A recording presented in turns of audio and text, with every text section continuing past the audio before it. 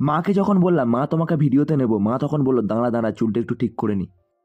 Hello বন্ধুরা, আজকের ভিডিওটা শুরু করলাম চা আর বিস্কুট খেতে খেতে। তারপর দোকানে বসে ভাবছিলাম কি করা যায় কি করা যায়। তখন ঘড়িতে দেখলাম 10:30 বাজে, তাই ভাবলাম টিফিনটা করে নেওয়া যাক। তাই দোকান থেকে ঘুগনি নিয়ে এসে টিফিন করেই চলে গেছিলাম সেই জেঠুটার বাড়ি, যেখানে কাল আমি আর বাবা এসেছিলাম বেলকাট রাখতে। সেখানেই আজ আমি আর কাকা এসেছিলাম আরও এক গাড়ি বেলকাট খালি করতে। তো ফাইনালি সব মাল গুছিয়ে রাখা কমপ্লিট হয়ে গেল। আর এই হচ্ছে ওই জেঠুদের কুকুর যে সারাক্ষণ চিৎকারি করে যায়।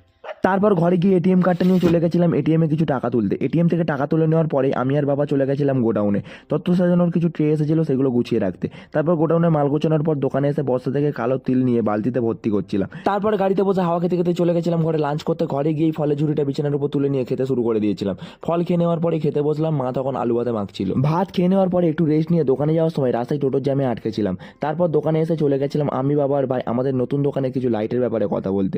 লাইট দোকান থেকেই চলে গেছিলাম বাড়ি ওয়ার্কআউট করতে। আজ মাঠে যাওয়ার একদমই সময় পাইনি, তাই বাড়িতে চলে এলাম ওয়ার্কআউটের জন্য। তারপর ওয়ার্কআউট করে নেওয়ার পরে আয়নার সামনে একটু ফ্লেক্স করে নিলাম। তারপর মাকে যখন বললাম মা তোমাকে আমি ব্লগে দেখাবো, মা তখনই চুল ঠিক করতে শুরু করে দিয়েছিল। ওয়ার্কআউট করার পরে মা আমাকে একটু গরম দুধ করে এনে দিল। গরম গরম দুধটা খেয়ে চলে গেছিলাম দোকানে। আর দোকানের পাশেই নতুন এই দোকানটা আজ উদ্বোধন হয়েছিল, তাই দাদাটা বললো আয় মিষ্টি খেয়ে যা। তারপর মিষ্টি খেয়ে আমি চলে গেলাম গোডাউনে। গাইস, আমি এখন গোডাউনে এসেছি ভূতের মতো মাল খুঁজতে। ভিডিওটি ভালো লেগে থাকলে লাইক কমেন্ট শেয়ার করতে ভুলো না। আজকের ভিডিওটা এখানেই শেষ করলাম, দেখা হচ্ছে পরের ভিডিওতে। Till then by.